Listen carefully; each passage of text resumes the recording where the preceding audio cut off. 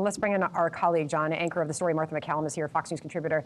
Jonathan Turley joining us as well. Martha, we all spent a lot of time together on Saturday night, went through a lot, and thank gosh, I keep saying everybody's okay. But we look back at that night and we think, you know, does the Secret Service, first and foremost, President Trump's talking about doing this again within the next 30 days, can they secure the president in that environment at that hotel? You know, I mean, I'm not a security expert, nor am I former Secret Service, but just as a regular civilian and somebody who was there, it's really hard for me to imagine how they can repeat this at that venue. And honestly, it's always been a little hard for me to understand how they pull this off. You think about the fact that when you do a State of the Union address, you have designated survivors who are outside the building. There was almost everyone in the chain of command and who would replace the president was inside that venue the other night. So I think it's very, very difficult. I think they're going to have to do it in a very different way. I don't think that venue should hold 2,500 people. You can't get around the tables, as evidenced by people climbing, the security guards climbing over the tables. I'm shocked that the fire marshals allow that number of people in that room to begin with. So I think, you know, when Susie Wild meets with Secret Service, they're going to get creative and figure out a better way to do it. I've been surprised about that last point since I started going to those things in 1999. It's like, I thought to myself way back then, if there was ever a fire or an emergency, you'd never get people out of here. I want to talk about the overall mentality of this alleged shooter, and that's what makes this so disturbing. At first glance, this doesn't look like a breakdown of the system. It looks more like a product of it. Academia, media, and politics help build the moral permission structure. Let that sink in. Now, I think he makes some pretty salient points there, Professor. No, he certainly does. You know, I've written 2 books on political rage, including Rage in the Republic, and it talks about these politicians who are fueling this rage. They're injecting it directly into the body politic. Many politicians today believe they can ride this rage wave back into power in the midterms. What they don't appreciate is that when you fuel that rage, you really can't control it. There are people out there who use it as a license to commit violence, and that's what we saw here. And this was a highly functioning individual. This is not someone who's going to be able to make an insanity defense. This is someone who did a calculated and nearly successful effort to enter that room. And it didn't just happen in a vacuum. You know, many of the things on his manifesto are statements that are come close to those I quote in my book, coming from politicians. This constant drumbeat that gives people this sense of license, this sense of entitlement, this righteous rage that can produce such violence. You know, Martha, there's a new Truth Social out, appears to have just posted in the past couple of minutes while Caroline Levitt was wrapping that briefing from the president. President Trump posting to his Truth Social about the Jimmy Kimmel comments about his wife, the First Lady. He says, wow, Jimmy Kimmel, who's in no way funny, as attested to by his terrible television ratings, made a statement on his show that is really shocking. He showed a fake video of the First Lady, Melania, and Trump says a lunatic tried entering the ballroom of the White House Correspondents' Dinner loaded up with a shotgun, handgun, and many knives. He was there for a very obvious and sinister reason. I appreciate that so many people are incensed by Kimmel's despicable call to violence and normally would not be responsive to anything that he said, but this is something far beyond the pale. Jimmy Kimmel should be immediately fired. President Trump writes by Disney at ABC, thank you for your attention to this matter, signed President Donald J. Trump. But Martha, you just heard the press secretary asked multiple times, including by our own Aisha Hasni, about those comments about the First Lady. When does this stop? Well, you know, I think it stops when we answer the question, who will go first? Who will be the Jimmy Kimmel type person? And I don't think it's going to be Jimmy Kimmel based on what we've seen so far. And I also, just as a side note, you know, think about the protection that the press has always given to families of the presidents of the United States. I think about Amy Carter as a young child. You think about Malia and Sasha Obama, and just the reverence and sort of respect that has surrounded first ladies and families.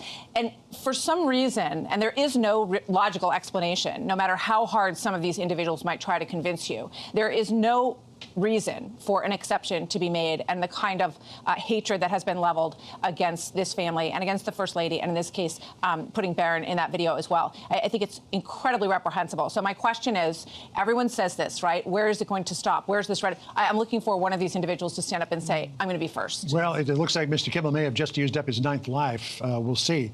But, you know, you had Professor the one responsible Democrat to see, well, other than John Fetterman, who was out there last night, and in the wake of this, was Representative Marie Gluesenkamp-Perez from Washington, who posted this on X: please stop trying to murder the president. I mean, finally, a voice of rationality from the left. Right, John, can you imagine just a few years ago if someone said that that would be a necessary tweet or posting, we would have said, what universe are you living in? But that's the value of rage politics. It strips people of their humanity. It allows people to hate completely, to hate people so you don't have to consider them people anymore, so that you don't have restraints and you have no guilt. And what people don't recognize about their rage is that they like it and they need it and it's addictive. And that's what you see outside. You know, we've all been to the Correspondents' Dinner. We've seen these protesters outside who are just frothing with rage about the people at these dinners, but particularly about President Trump and his administration. And you see that addiction. And so the question is, I think that Martha's so correct on this when she says, who will be first? Mm-hmm. Who will step out first and say, you know what, this is wrong and it has to stop? These are the words of Kash Patel, the FBI director, talking about the ability to secure the president should they decide to, and it looks like they are planning to, Martha, host this dinner again. Listen. We're going to do this again in short order, maybe in 30 days or so, and we're going to be ready for that. The security posture, I imagine, is going to be completely different. The FBI will be fully resourced for that event to assist in the security, and we will provide our input. That night, Saturday night, and we were all sitting and we were waiting for an update because President Trump apparently was wanting to come back out after, and the Secret Service eventually determined that there was no way to possibly secure the room to have him come back out. But that's why he's adamant about hosting or having this again. It's amazing to think that that might even be a possibility based on what we just saw Saturday night, but maybe it's important it does happen, Martha. Well, I think that's his DNA. You know, he wants the show to go on.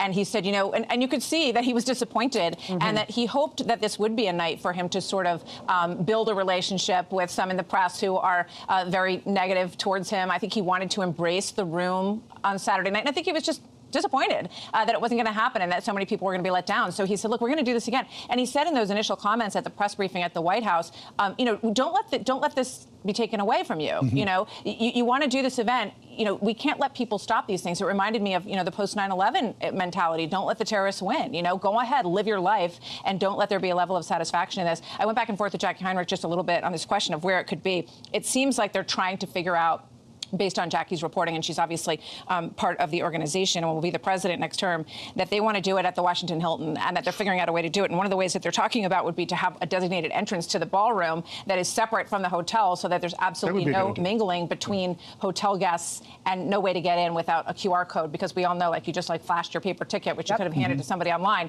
and gotten in. It was pretty loose. My tux in an overnight bag, went into the entrance from the garage, got in the elevator, flashed my virtual key up to our floor and went right up.